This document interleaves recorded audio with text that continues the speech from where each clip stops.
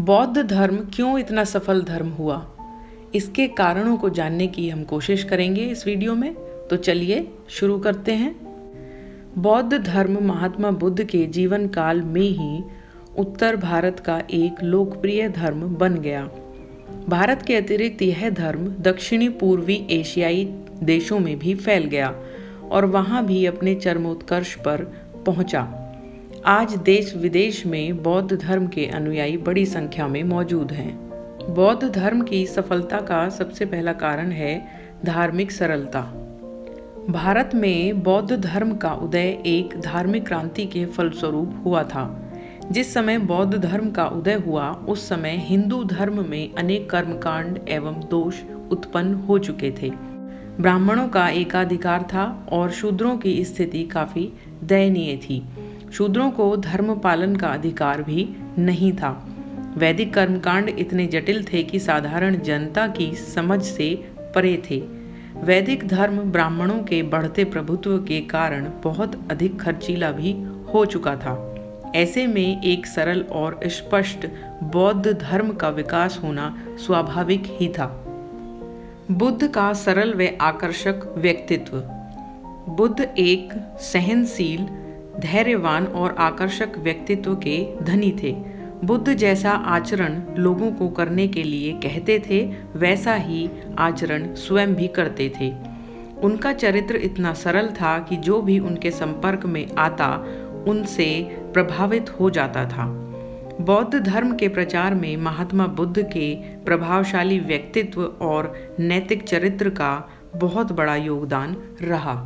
बुद्ध ने राजसी वैभव का त्याग कर लोक कल्याण के लिए सन्यासी जीवन का चुनाव किया। इस कारण भी लोग उनसे प्रभावित होते थे। जन साधारण की भाषा में प्रचार। इस समय प्रचलित ब्राह्मण धर्म ग्रंथ अत्यंत जटिल संस्कृत भाषा में लिखे गए थे। धार्मिक वाद विवाद की और व्याख्यान की भाषा भी संस्कृत ही होती थी। सामान्य व्यक्ति इन्हें समझ नहीं पाता था क्योंकि उस समय साधारण बोलचाल की भाषा पाली थी। बुद्ध ने अपने उपदेश सरल व जन सामान्य भाषा पाली में ही दिए। अतः उनके उपदेशों को सभी व्यक्ति सुगमता व सहजता पूर्वक ग्रहण कर उनके अनुयायी बन गए। जात पात से रहित धर्म। बौद्ध धर्म से पूर्व समाज में जाति प्रथा प्रचलित थी। धर्म में जाति का बहुत भेदभाव था, किंतु महात्मा बुद्ध ने जात पात को अपने धर्म में कोई स्थान नहीं दिया। बौद्ध धर्म के द्वार सबके लिए निष्पक्ष खुले थे। अतः निम्न जाति के लोगों ने भी इस धर्म को स्वीकारा और हिंदू धर्म से अपना संबंध खत्म कर लिया। शूद्र हो या ब्राह्मण, भिक्षु और भिक्षुणियों को बौद्ध धर्म में समान अधिकार प्राप्त थे।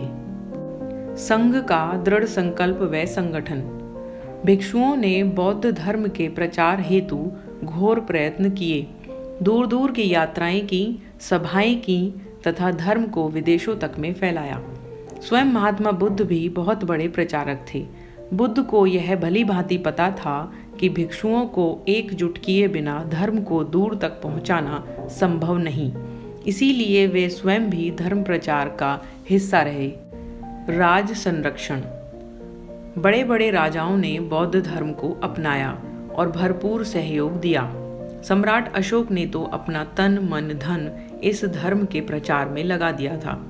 उसने बुद्ध के उपदेशों को शिला व स्तंभों पर लिखवाया व जगह जगह पर लगवा दिया, जिससे इस धर्म की शिक्षाओं का प्रचार हो और लोग ज्यादा से ज्यादा बौद्ध धर्म से जुड़ें। सम्राट अशोक बौद्ध धर्म का प्रबल पोषक था, इसीलिए उसे द्वितीय बुद्ध के नाम से भी स्मरण किया जाता है।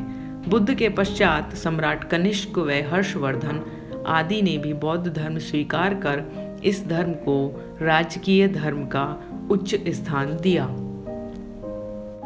बौद्ध धर्म की उच्च प्रचार विधि। बुद्ध अपने उपदेशों में उदाहरणों व मुहावरों आदि का प्रयोग करते थे, जो मानव के दैनिक जीवन से संबंधित होते थे। इससे लोग बौद्ध धर्म की अनेक बातें सरलता से समझ जाते थे। बुद्ध अपनी शिक्षाओं में हास्य व्यंग का भी प्रयोग किया करते थे। जिससे उनमें रोचकता बनी रहती थी और लोग देर तक सुनते रहते थे, जो बौद्ध धर्म के प्रचार प्रसार में अधिक सहायक था। तर्क सम्मत धर्म। बौद्ध धर्म एक तर्क सम्मत धर्म था, जो इसकी सफलता का प्रमुख कारण था। बुद्ध ने अंधविश्वास व कर्म कांडों का त्याग कर तर्क को अपनाया था। बड़े बड़े विद्वान पंडित भी बुद्ध की तर्कपूर्ण व्याख्याओं के आगे निरुत्तर हो जाया करते थे। बुद्ध के उपदेश सहिष्णुता पर आधारित होते थे, जिस कारण ब्राह्मण, सेठ, साहूकार, महाराज व क्षत्रिय सभी ने उनकी शिक्षाओं को अपनाया था।